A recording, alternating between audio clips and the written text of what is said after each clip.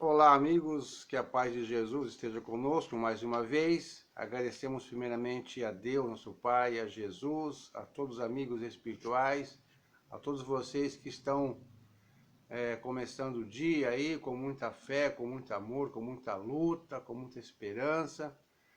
Vocês que vão passar aqui pelo Facebook, assistir um pouquinho durante o dia ou depois. Um agradecimento a todos que nos propiciam a vontade de continuarmos fazendo o que nós escolhemos como tarefa ou até mesmo um dever. E nós temos essa visão de terminarmos os estudos do Livro dos Espíritos. Estamos na questão 857, a gente vai fazendo quando possível, um dia sim, um dia não, 2 dias sim, mas quando dá a gente faz com maior vontade, com maior amor. E hoje vamos continuar aqui no estudo do Livro dos Espíritos. Nós paramos na fatalidade, que está no livro 3º, capítulo 10, Lei de Liberdade. A fatalidade, vamos continuar na questão 857. A gente vai fazer aqui da mesma maneira, um estudo simples, a leitura, um pouco da interpretação segundo a doutrina nos traz, e é claro que somos livres pensadores, todo mundo pode interpretar acertadamente ou equivocadamente de formas diferentes, mas procuramos ser o mais fiel à doutrina espírita. Então nós paramos aqui na questão 857, da fatalidade. Há homens que enfrentam os perigos do combate com uma certa convicção de que a sua hora não chegou. Há algum fundamento nessa confiança? Com muita frequência, o homem tem o pressentimento do seu fim, como pode ter o de que ainda não morrerá. Esse pressentimento lhe é dado pelos seus espíritos protetores, que desejam adverti-lo para que esteja pronto a partir ou reerguem a sua coragem nos momentos em que se faz necessário. Também lhe pode vir da intuição da existência por ele escolhida ou da missão que aceitou e sabe que deve cumprir. Então, o espírito, na hora do combate, como dá aqui o exemplo, ou na própria vida, em alguns momentos, ele tem a intuição que ainda não chegou a sua hora de partir. Porque ele é, vamos dizer assim, lembrado pelos bons amigos espirituais que colocam para ele essa certeza, essa confiança que ainda não é hora. Continue trabalhando. Bom dia, Elizabeth Cordeiro, tudo bom? Uma boa semana para todos nós. Deus abençoe a todos. Continuando aqui, a questão 858. Os que pressentem a morte geralmente a temem menos do que os outros? Por quê? Resposta: é o homem que teme a morte, não o espírito. Aquele que a pressente pensa mais como espírito do que como homem, compreende a sua libertação e a espera. O pressentimento vem, com certeza, mas nem todo tem essa certeza. Tem uma vaga intuição. Um caso que aconteceu na minha família foi em 1986, quando estavam assistindo o jogo da Copa do Mundo, e quando o Brasil foi desclassificado, meu pai falou assim: essa é a minha última Copa, não vou assistir mais Copa nenhuma. Não sei se foi a decepção do Brasil ter perdido ou não, mas 6 meses depois, em janeiro de 87, ele veio a desencarnar. Foi desgosto porque o Brasil perdeu o futebol ou foi um pressentimento que ele já tinha ali e desabafou, colocou para fora ali? Mas foi fato, realmente ele desencarnou 6 meses aproximadamente em janeiro de 87. E em 86, no meio do ano ali, quando o Brasil foi desclassificado, ele falou, foi bem taxativo, bem claro e bem assim, certo de que falava. Não vou assistir mais uma Copa do Mundo, essa é a minha última Copa. Não sei se estava desgostoso com a qualidade do jogo ou se estava prevendo o seu desencarne. De qualquer forma, isso ficou marcado na minha mente. Bom dia, Olímpio, meu amigo. Preciso conversar contigo, bater um telefone para você durante o dia aí. Tá tudo tranquilo, é só um fato curioso que ocorreu no plano astral. Temos muitas coisas em comum, meu grande irmão Olímpio Cesário do Prado. Então, vamos continuando aqui. A questão 859. Se a morte não pode ser evitada quando chega a sua hora, acontece o mesmo com todos os acidentes no curso da nossa vida? Aí é diferente, né, gente? Vamos lá. São, em geral, coisas demasiado pequenas, das quais podemos prevenir-vos, dirigindo o vosso pensamento no sentido de as evitardes, porque não gostamos de sofrimento material, mas isso é de pouca importância para o curso da vida que escolhestes. A fatalidade, na verdade, só consiste nestas 2 horas. Há em que deveis aparecer e desaparecer deste mundo. Ou seja, que é fatal mesmo, é só a hora do encarne e do desencarne. Isso é fatal. As demais podem ser modificadas, desviadas, de acordo com nossa atenção, com a nossa vontade, de acordo com as nossas escolhas. 859A. Há fatos que devem ocorrer forçosamente e que a vontade dos espíritos não pode conjurar, ou seja, tem que acontecer, não tem como dar um jeitinho. Olha só. Sim, realmente há fatos que tem que acontecer. Sim, mas que tu, quando no estado de espírito, viste e pressentiste ao fazer a tua escolha. Não acrediteis, porém, que tudo o que acontece esteja escrito, como se diz. Um acontecimento é quase sempre a consequência de uma coisa que fizestes por um ato de sua livre vontade, de tal maneira que, se não tivesses praticado aquele ato, o acontecimento não se verificaria. Se queimas o dedo, isso é apenas a consequência de tua imprudência e da condição da matéria.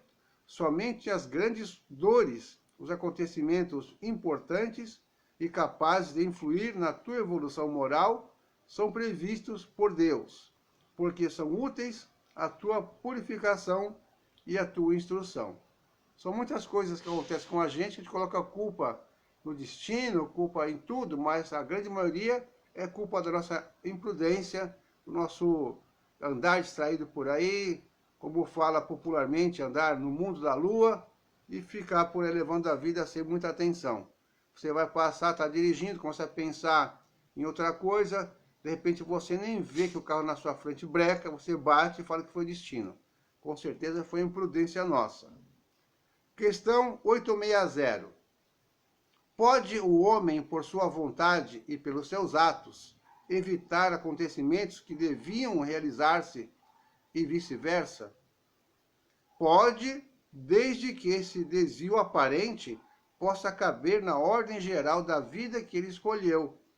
Além disso, para fazer o bem, como é do seu dever e único objetivo da vida, ele pode impedir o mal, sobretudo aquele que pudesse contribuir para um mal ainda maior. Ou seja, se a tua mudança, você conseguiu mudar alguma coisa, se aquilo não vai ficar muito longe do que você escolheu para a sua vida, não for tirar você da sua escolha de uma forma assim bruta, pode acontecer sim, pode mudar, mas principalmente se for para fazer o bem. Como diz aqui, às vezes evitar o mal, sobretudo aquele que pudesse contribuir para um mal maior, ou seja, fazer o bem é sempre uma boa opção. Questão 861. O homem que comete um assassinato sabe, ao escolher a sua existência, que se tornará assassino? Muitas pessoas têm dúvida, né? Então vamos lá. Não. Sabe apenas que ao escolher uma vida de lutas, terá probabilidade de matar um de seus semelhantes, mas ignora se o fará ou não, porque estará quase sempre nele tomar a deliberação de cometer o crime. Ora, aquele que delibera sobre alguma coisa é sempre livre de a fazer ou não fazer. Se o espírito soubesse com antecedência que, como homem, devia cometer um assassínio, estaria predestinado a isso.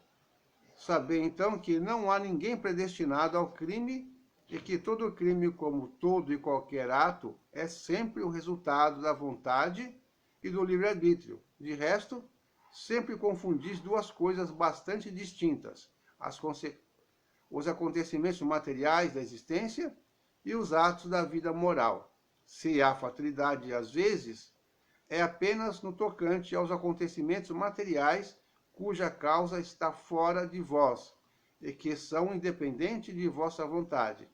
Quanto aos atos da vida moral, emanam sempre do ponto do próprio homem, que tem sempre, por conseguinte, a liberdade de escolha. Para os seus atos, não existe jamais a fatalidade.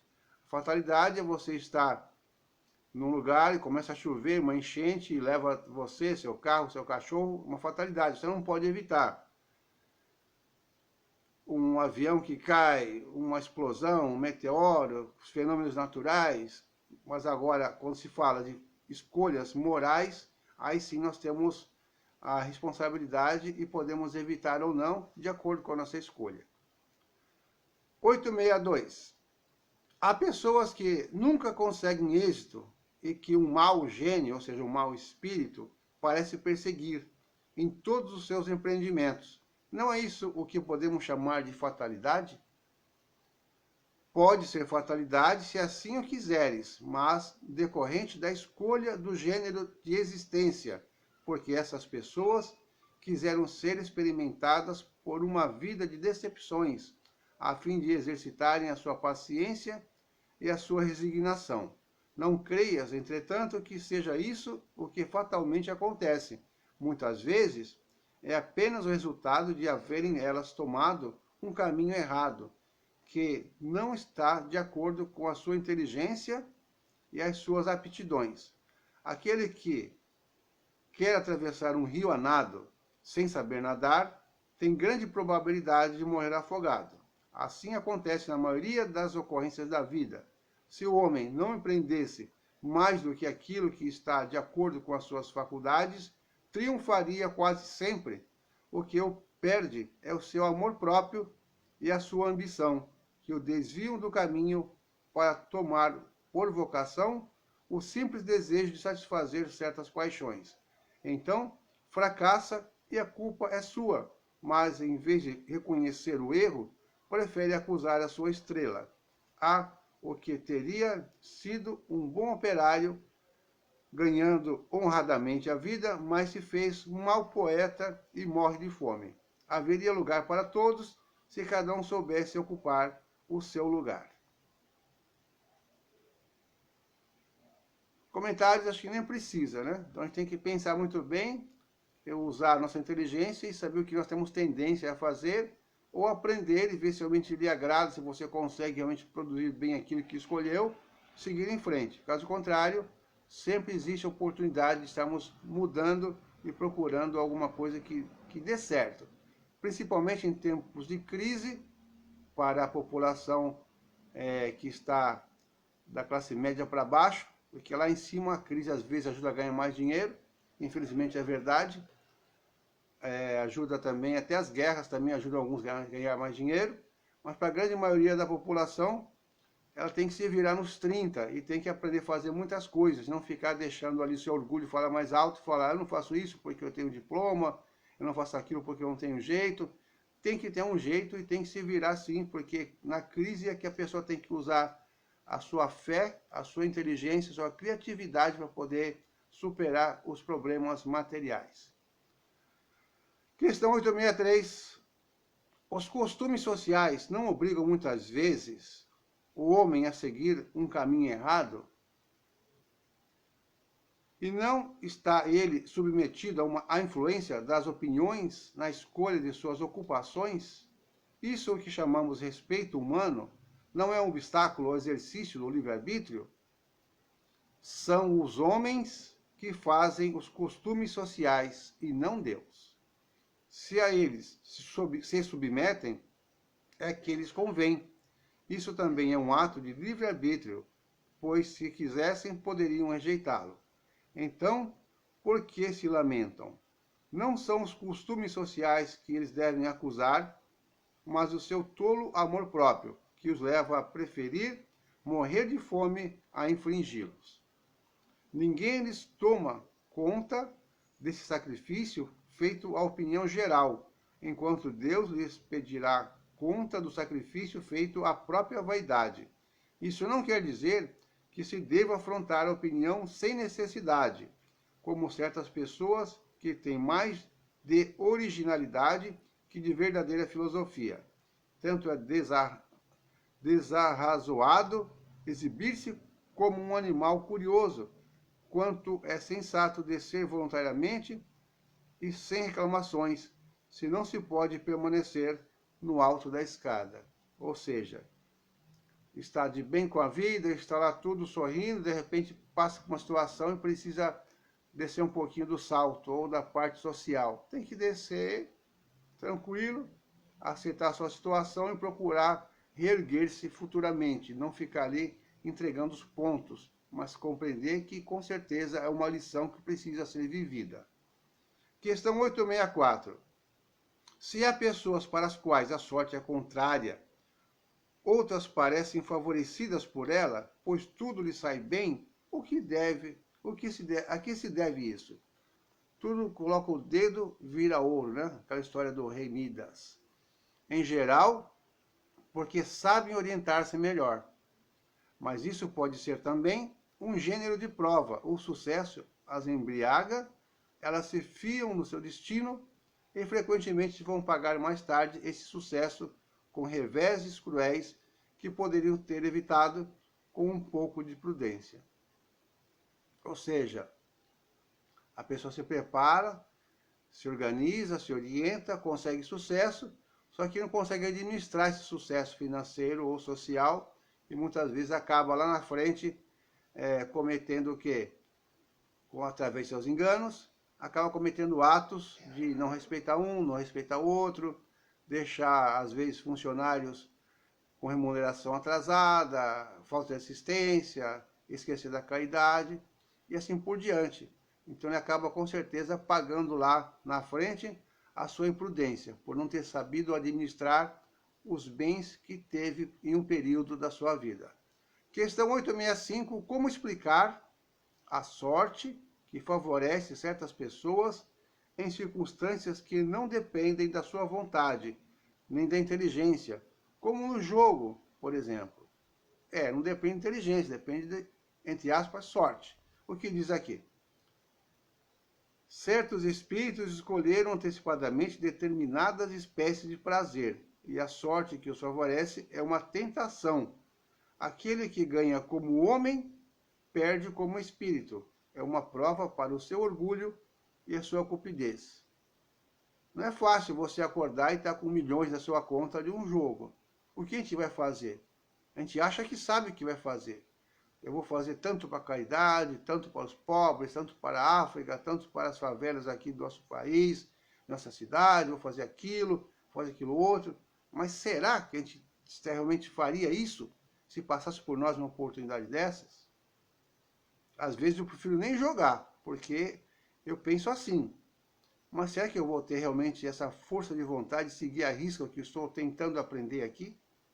Será que eu não vou deixar meu lado pessoal, minha vaidade, meu orgulho, minha vontade falar mais alto e pensar primeiro em mim e depois nos outros? Se pensar nos outros? Então a gente não se conhece ainda muito bem para ter essa certeza. A grande maioria não se conhece plenamente. Então, às vezes, é melhor a gente trabalhar, labutar, ter o nosso básico, um pouquinho a mais, um pouquinho a menos, mas não passar por tantas situações que talvez a gente não tenha esse preparo ainda e acabe se comprometendo. Pois, como diz aqui, a fortuna é uma prova para o nosso orgulho e para a nossa cupidez, ou seja, a nossa ambição. 866. Então, a fatalidade, que parece presidir aos destinos do homem na vida material, seria também um resultado do nosso livre-arbítrio? Tu mesmo escolheste a tua prova. Quanto mais rude ela for, se melhor a suportas, mais te elevas. Os que passam a vida na abundância e no bem-estar são espíritos covardes que permanecem estacionários.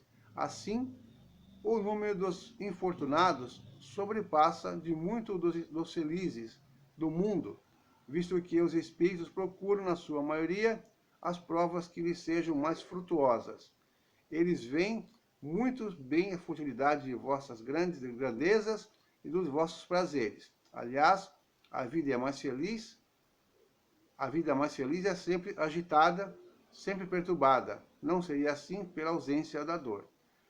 Existem muitos casos que são diferentes, né? Que a pessoa tem muito dinheiro e faz um bom aproveitamento e ajuda muitas pessoas. Aqui fala de uma forma geral, não está colocando todas as pessoas que têm uma vida em abundância. Muitos têm a vida em abundância, aproveitam muito bem para si, para a família e para fazer a caridade, sim.